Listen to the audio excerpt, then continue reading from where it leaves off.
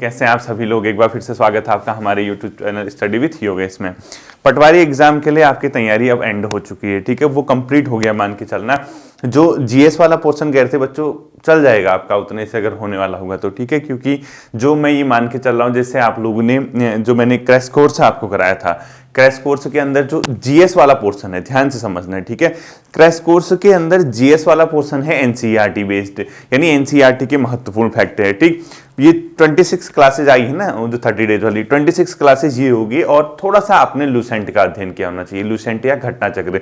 इतना अगर आपने किया है तो आप जीएस में एक कंफर्ट जोन पे हैं, ये मान के चलिए। मतलब कि थोड़ा सा अद्भुत क्वेश्चन ना आए, टिपिकल क्वेश्चन ना आए, तो हम ये मान के चलिए कि आप लोग ठीक ठाक पोजीशन पे जीएस का स्कोर कर जाएंगे, ठीक है। करंट अफेयर उत्तराखंड और नेशनल इंटरनेशनल लेवल की मैंने जितनी भी कराई हुई है, जितना आपने किया, अगर आपने उतना तैयार किया है तो फिर भी आप क्या है, सिलेक्शन की दौड़ में है। क्योंकि ये मान के चलिए इससे इतर आता है, इससे हट के आता है, तो फिर सभी स्टूडेंट्स के लिए होगा, वो सिर्फ आपके लिए नहीं होगा। तो कभी अगर करंट अफेयर की बहुत हार्ड क्वेश्चन आ जाते हैं, कोई ऐसा क्वेश्चन लगता है कि यार मैंने सर की क्लासेस करी थी, उसके बावजूद मेरा ये क्वेश्चन नहीं बन पा रहा, तो मान के चलिए सिर्फ आप नहीं होंगे, वो ऐसे आपके जैसे हजारों छात्र होंगे। तो उन क्वेश्चन को बहुत ज्यादा प्रेशराइज, मतलब अपने आप में मत होने देना, यानी आपके ऊपर वो क्वेश्चन प्रेशर छोड़े, ऐसा मत करना है, ठीक है। क्योंकि आप सोचोगे यार मैं ये नहीं आता है, मुझे गैस करके इसको गोला लगा लूं, ऐसा मत करना है, ठीक है। उसको फिर आप लोग छोड़ देना, ये मान के चलना कि अधिकांश छात्र छोड़ रहे होंगे। और ये कॉम्पिटिटिव एग्जाम है, यहाँ पे क्या होता है, यहाँ पे आपका मान के चलिए सिलेक्शन के लिए आप सिर्फ अपने आप पे डिपेंड नहीं होते, आपके साथ दूसरा भाई कितना स्कोर कर रहा उस पर भी डिपेंडेंसी होती है, ठीक है। बाकी जो अन्य फैक्टर हैं, अन्य फैक्टर जो पिछले कुछ 8-9 महीने, 1 आध साल से लगभग जो देख रहे हैं आप, जो परिस्थितियां हमारे सामने, जो विकराल परिस्थितियां आई हैं, जहां मेहनत करने वाला छात्र पिस चुका है, मतलब इतना ऐसा दौर शायद ही कभी किसी ने देखा होगा, ठीक है। इतना तो मेरा भी अनुभव है ही है, इस टाइप की चीजें मैंने भी कभी नहीं देखी, ठीक है।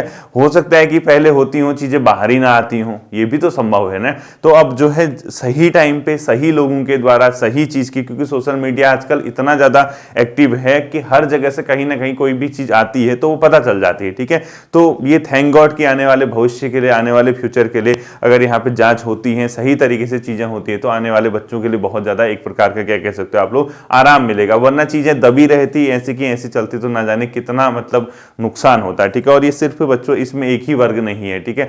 बीपीडीओ वीडियो से शुरुआत होती है, देखिए वहां के उतने मेहनत करने वाले छात्र दिन भर सड़कों पे घूमते रहे, सिलेक्शन के बाद भी कई लोग थे उसमें, ठीक है। वहां से शुरुआत होती है, वहां पे नकलचियों के द्वारा उनका हक मारा गया। उसके बाद वन दरोगा का जो एग्जाम होता है, वहां पे देख लीजिए बच्चे फिर सड़कों पे आए, वहां पे इस टाइप के मेहनत करने वाले छात्र। मैं सिर्फ उनकी बात नहीं कर रहा जो सिलेक्शन लेके फाइनल में आए थे, मैं उनकी भी बात कर रहा हूं जिनका हक मारा गया था, यानी ओवरऑल जो ईमानदार छात्र है, ठीक है, वो कोई भी हो सकता है, वो आप ही हैं, आप ही लोगों में से हैं। इसके अलावा उसके बाद आप लोगों ने देखा होगा अभी पटवारी का एग्जाम हुआ, पटवारी के एग्जाम में फिर जो है पेपर लीक हो गया, वहां जो है नकल करने वालों का गिरोह वहां भी चीजों को नहीं छोड़ा। और फाइनली ये थोड़ा सा जो मुद्दा आया महिला आरक्षण वाला, इसके चक्कर में एक और चीज होगी, देखा आपने पिछले जो कट ऑफ आई थी, रिवाइज्ड कट ऑफ, उसमें कई महिलाएं सेलेक्ट हो गई थी, लगभग 3-3.5 हजार महिलाएं जो है उनको बाहर कर दिया गया है। जो पुरानी कट ऑफ है उस पर जो है अब चीजें हो रही हैं, ठीक है। तो कहीं ना कहीं मतलब एक प्रकार का इतना ज्यादा निराशाजनक चीजें हुई हैं कुछ समय से।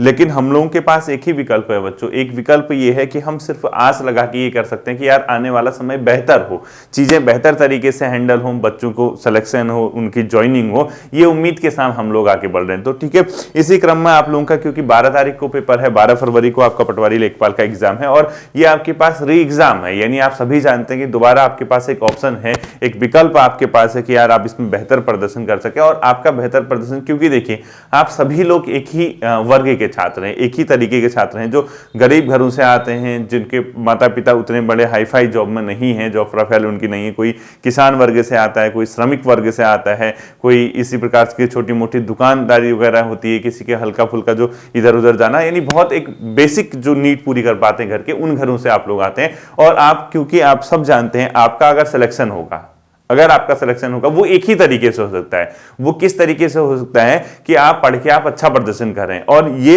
कब तक पढ़ने वाला जो क्वेश्चन है, ये तो हमेशा आप देख ही रहे हैं पिछले 1 साल से क्या माहौल है, हमेशा मतलब दिन प्रतिदिन आप लोग देख रहे होंगे न्यूज़पेपर में जो न्यूज आती हैं, यूट्यूब में जो न्यूज बताते हैं बच्चे लोग, या कोई भी जो यूट्यूब चैनल है या जो समाचार पत्र, कहीं भी आप लोग सोच रहे होंगे, तो कहीं ना कहीं हम लोग बहुत ज्यादा मतलब बच्चों निराशा हो जाती है ऐसे में, ठीक है। लेकिन हम करें भी तो क्या करें। अब विकल्प ये है कि हम एक आस लगा के फिर से 12 फरवरी को पेपर में देने जा रहे हैं। और मैं तो आपसे पहले कह रहा हूं, अगर इस बार 12 फरवरी का जो पेपर होता है ये सही तरीके से होके फाइनल इसमें बच्चों का सिलेक्शन होता है तब तो मैं इसको पढ़ाऊंगा, वरना ये मान के चलिए कि एटलीस्ट ग्रुप सी की तैयारी तो मैं नहीं कराऊंगा इसके बाद, ठीक है। ये मान के ही चलिए ग्रुप सी की तैयारी वगैरह अब नहीं कराऊंगा मैं, अगर चीजें सही तरीके से नहीं हुई। मैं सिर्फ और सिर्फ सेंट्रल लेवल के यानी डीप स्टडी की क्लासेस कराऊंगा, चाहे वो हिस्ट्री, पॉलिटी, इकोनॉमी, ज्योग्राफी वगैरह जो भी आता है उसमें वो सब चीजें कराऊंगा। करंट अफेयर जो है डीप स्टडी कराऊंगा, ये सब चीजें मैं कराऊंगा, रीजनिंग, मैथमेटिक्स वगैरह कराऊंगा। लेकिन इस चक्कर में, इस झमेले में मैं भी नहीं पढ़ूंगा, ठीक है। लास्ट में तो मान के चलिए कि इस एग्जाम के सही होने की उम्मीद के साथ मैं भी यहाँ पे आप लोगों को थोड़ा सा क्या कर रहा हूँ, गाइड कर रहा हूँ। तो अब आते हैं मेन टॉपिक में। मेन टॉपिक हम लोगों का ये है बच्चों की, क्योंकि 12 को एग्जाम है, हम लोगों का स्कोर की बात आती है, ठीक है। आप ये हमेशा वहां पे याद रखना आपको कि अगर आप, जैसे मैंने अभी एक बात कही, मैंने कहा अगर आपको लगता है कि यार ये क्वेश्चन टफ है, ये मेरे को नहीं आया, तो हो सकता है कि सामने वाले को भी ना आया हो, मैं इसको स्किप कर देता हूं। लेकिन ये इस टाइप की जो सोच है आपकी, इस टाइप की जो थिंकिंग है, वो 2-3 क्वेश्चनों तक सीमित रहनी चाहिए। 4 क्वेश्चन, 5 क्वेश्चन तक। अगर पता लगा आपने 15-15, 16-16 क्वेश्चन ऐसे कर दिए जो टिपिकल वाले छोड़ दिए, आप हमेशा ये याद रखना, जब आप पेपर करने बैठोगे आपके दिमाग में हमेशा एक चीज होनी चाहिए बच्चों। क्या?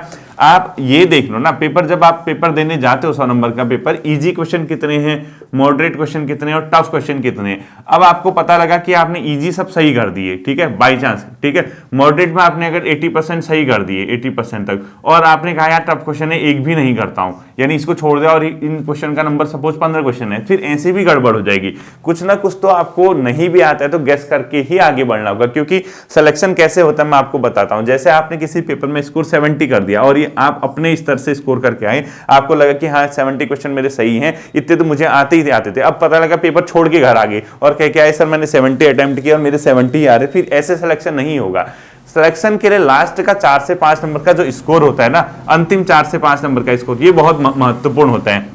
और ये जरूरी नहीं है कि ये क्वेश्चन जो 4 से 5 क्वेश्चन जो एक्स्ट्रा आप करेंगे, जो स्कोर करेंगे, वो आपको आते हों, ये कोई पक्का नहीं है। वो इसलिए पक्का नहीं है क्योंकि ये जो 4 से 5 क्वेश्चन है, कभी कभी आप क्या करते हैं, गेस करते हैं, गोले लगाते हैं, उसके आधार पे भी 4-5 क्वेश्चन सही हो जाते हैं।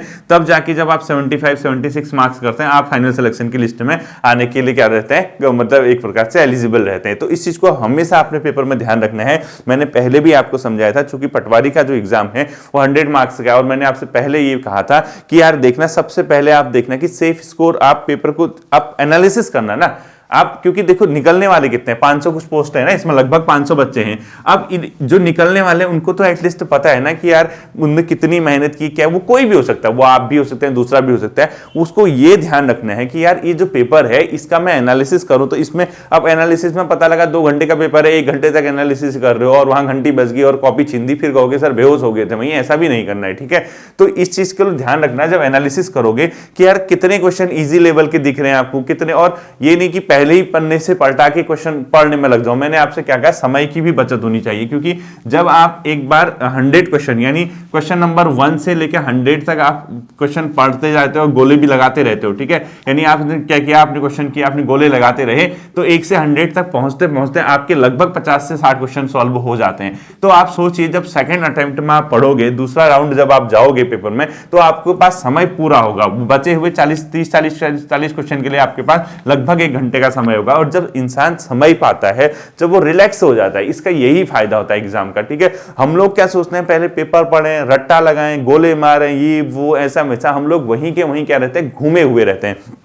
तो हमेशा बच्चों इस बात का ध्यान रखना है, जब आप पहला अटेम्प्ट करके इस स्कोर तक पहुंचते हैं, उसके बाद आपके पास समय बचता है। समय बचता है तो थोड़ी देर लंबी सांस लेके रिलैक्स होके, थोड़ा सा रिलैक्स होके इन क्वेश्चनों को सोचना है कि यार मैंने कहां पढ़ा था, क्या पढ़ा था। और होता क्या है पता है, जब आप 1 से 2 बार उस क्वेश्चन को पढ़ोगे, आपके दिमाग में क्लिक करने लग जाएगा, आपके दिमाग में कोई ना कोई तर्क उसके पीछे आ जाएगा कि इसका एग्जैक्ट आंसर क्या हो सकता है। ये तार्किक क्वेश्चन होते हैं, यानी आपने कहा, अगर आपने सीधे पढ़ा, आपने पढ़ा, आपको ऑप्शन दिखे, आपको आया ही नहीं, आपको नेक्स्ट क्वेश्चन में बढ़ गए, पढ़ा, आपको आया ही नहीं, नेक्स्ट में बढ़ गए। लेकिन अगर आप इसी तरीके से इसको ऐसे सोचें कि यार आपने समय को बचाते हुए एक बार आपने 1 से 100 तक पढ़ के कई क्वेश्चन गोले कर दिए जो आपको एग्जैक्ट आते थे, ठीक है। बचा जो समय है 40 से 50 क्वेश्चनों का, या 40-45 जितने भी क्वेश्चन है, उसके लिए आपके पास 1 से 1.25 घंटा है। तो आप पूरा भरपूर प्रयोग कर सकते हो उसको सोचने में। और उसके बाद क्या होगा, आपको पेज पलटाने में भी समय नहीं लगेगा, क्योंकि आपको तो पता है आपका कहां कहां पे क्वेश्चन छूटा है, उसी क्वेश्चन की आप क्या हो जाओगे, ओरिएंटेड हो जाओगे।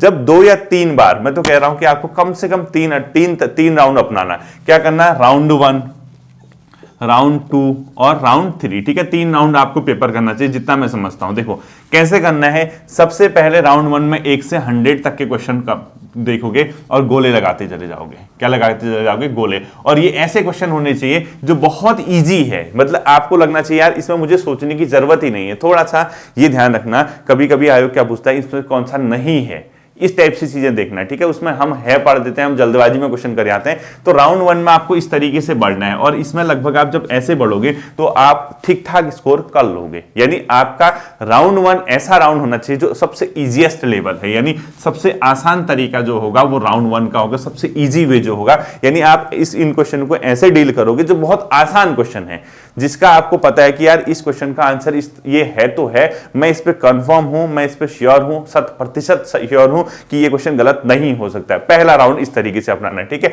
सेकंड राउंड में ऐसे क्वेश्चन अपनाने बच्चों जो मॉडरेट हो, यानी आपको लगे कि इसमें मुझे एक बार सोचने की, और इसमें ऐसे क्वेश्चन छोड़ देना आपको जिसमें 2 विकल्पों में कंफ्यूजन हो। यानी इसमें आपको पता लगा किसी क्वेश्चन को पढ़ा आपने, आपको लगा ए या सी में से इन दोनों में से एक होगा, तो ऐसा क्वेश्चन यहां नहीं करना। आप ध्यान रखना ये पहला राउंड ऐसा होना चाहिए कि जो आपका एग्जैक्ट 100%, क्योंकि कई बच्चे क्या करते हैं पहले पूरे 100 नंबर का पेपर पढ़ देते हैं और वो वहीं पे गोले वो भी कर देते हैं, उन्हीं को सॉल्व। तो इससे क्या होता है ना, लास्ट में जब आप गोले भरने लगते हो ना, आप क्या हो जाते हो, कंफ्यूज हो जाते हो। ये प्रेशर है बच्चों, ये बहुत ज्यादा दबाव होता है एग्जामिनेशन हॉल पे, इसलिए मैं आपको अपना अनुभव बता रहा हूं, अपने अनुभव आपके साथ शेयर साझा कर रहा हूं। तो इस चीज को आपने क्या कहते हैं ध्यान में रखना है, ठीक है। देखिए सेकंड राउंड में आप जब मॉडरेट क्वेश्चन करोगे, इसमें ऐसे क्वेश्चन होने चाहिए जिसमें आपको 2 विकल्पों में कंफ्यूजन है, यानी 2 विकल्प में आपको क्या है, कंफ्यूजन है कि कौन सा सही है, यानी 2 विकल्प, यानी आपको 2 विकल्प पता होना चाहिए कि कैसे क्वेश्चन इसमें करेंगे। और जब आप ऐसे क्वेश्चन कर लोगे तो अब लगभग 15-20% ऐसे होंगे, लगभग 50% ऐसे, तो इन दोनों का स्कोर करके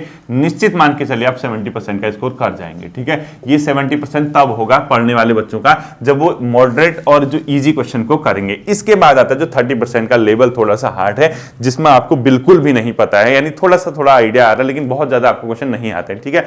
अब पता लगा, आपने कहा यार मेरे सर ने कहा था 70% का स्कोर कराओगे तो सही। अब इस 70% में भी याद रखना, ये जो 2 विकल्प वाले कह रहा हूं इसमें कुछ क्वेश्चन गलत भी तो होंगे आपके।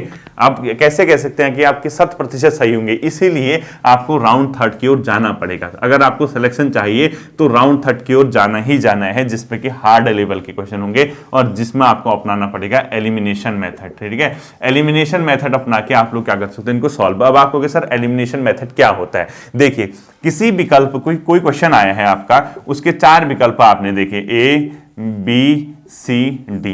अब क्वेश्चन पढ़ा, आपको विकल्प नहीं आया, पता ही नहीं चला।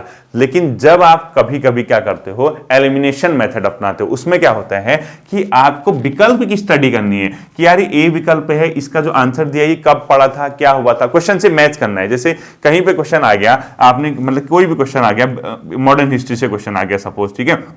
क्वेश्चन किसके द्वारा आया, ब्रिटिश द्वारा, ठीक है, कोई भी क्वेश्चन आ सकता है। ब्रिटिश द्वारा भारतीय क्षेत्रों का सर्वाधिक अधिग्रहण किस गवर्नर के समय किया गया, सपोज इस टाइप से क्वेश्चन आ गया, ठीक है। ब्रिटिश द्वारा भारतीय क्षेत्र का सबसे ज्यादा अधिग्रहण किस गवर्नर के समय किया गया, इस टाइप से क्वेश्चन आता है। तो उसमें ऑप्शन आ गया आपका क्या है, कर्जन, ठीक है।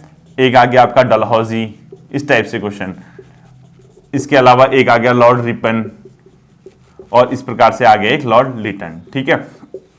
अब आपको क्वेश्चन में सपोज 4 के 4 विकल्प नहीं आते हैं, आपको पता है क्वेश्चन पूछ दिया ब्रिटिश के द्वारा सर्वाधिक जो अधिग्रहण किया था किस गवर्नर के समय किया गया था। अब आपको दिमाग लगाना है। अब आपने कहा यार ये तो मेरे को आ ही नहीं रहा, अब खुद दिमाग लगाना है। अगर आपको थोड़ा भी गवर्नर पढ़े, आपने कर्जन का दिमाग लगाना है, पहला ऑप्शन, ठीक है। आपने कहा यार कर्जन तो 1904-5 के समय हुआ था, आया था, उस टाइम पे बंगाल का विभाजन हुआ था, जो भी उससे रिलेटेड क्वेश्चन आपको आता है, बंगाल विभाजन हुआ था, भारत में स्वदेशी आंदोलन की शुरुआत हुई थी, ये हुआ, तो उस टाइम पे ब्रिटिश कहाँ अधिग्रहण कर रहे थे, वहां पे तो उस टाइम पे इवन बंगाल का विभाजन किया जा रहा था, भारतीय में राष्ट्रवाद जन्म ले रहा था, तो अधिग्रहण का तो कोई मतलब ही नहीं है, कैसे अधिग्रहण हो जाएगा, ये क्वेश्चन हट गया। दूसरा आपने ऑप्शन देखा डलहौजी ऑप्शन।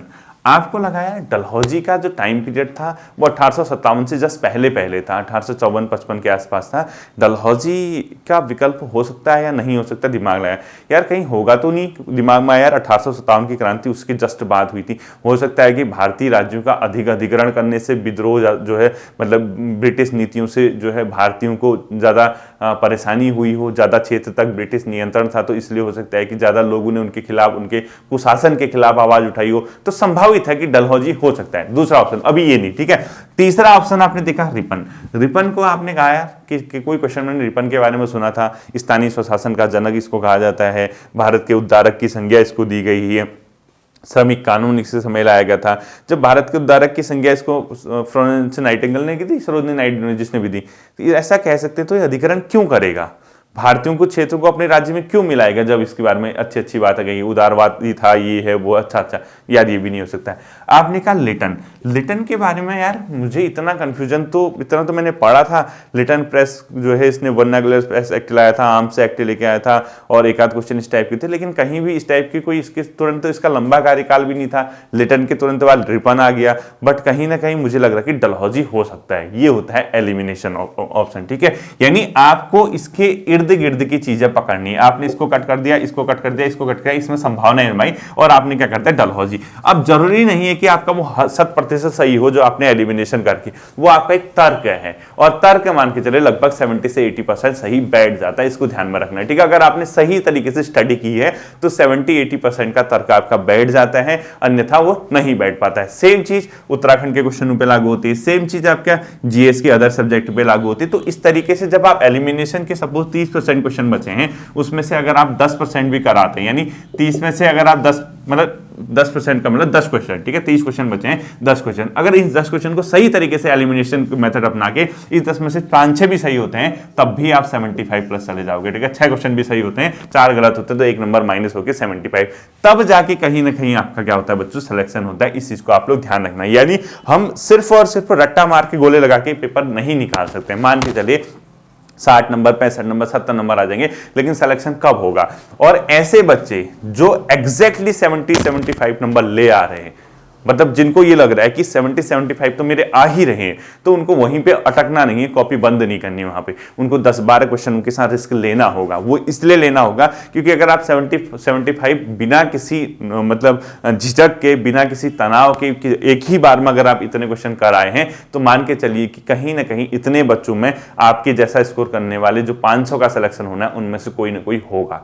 तो आपको 10-12 क्वेश्चनों के साथ रिस्क लेना चाहिए, जितना मैं समझ पा रहा हूं, ठीक है। और 10-12 में ऐसा भी नहीं कि ABCD कुछ भी लगा दो, थोड़ा सा अपना दिमाग लगा के, इसीलिए मैंने कहा दिमाग तब लगाओगे जब आपके पास समय बचा होगा। और समय बचाने के लिए राउंड 1, राउंड 2, राउंड 3 वाला जो टेक्निक है, अगर आप इस तरीके से उसको अपनाओगे तो आपके लिए वो काफी कारगर सिद्ध होगा। इस बात को आपको क्या करना है, एग्जामिनेशन हॉल पे ध्यान में रख के जाना है। अगर आप इस तरीके से पेपर करोगे तो आपका पेपर अच्छा होगा, ठीक है। आप सभी छात्रों को मेरी ओर से ढेर सारी शुभकामनाएं हैं। मैं ये उम्मीद करूंगा कि आप लोगों का पेपर बेहतर होगा, और वहां पे एग्जामिनेशन हॉल का जो प्रेशर है, आप पहले क्योंकि इस एग्जाम को दे चुके हैं, पढ़ने का तो मन होगा नहीं, ये तो मान के चले पढ़ पाओगे ही नहीं, कुछ भी कर लो। आधा तो दिमाग में होगा कि पेपर होगा या नहीं होगा, लेकिन फिलहाल तो है ही ना आपका पेपर, ये तो आपको मानना ही मानना है। तो आप सभी छात्रों को शुभकामनाएं, अच्छे से पेपर दे के आइए, चिल रहिए। दोबारा मौका मिला है तो उसी तरीके से उसको डील करना है। फिर मिलते हैं अगले सेशन पर, अपना ध्यान रखिएगा। Thank you.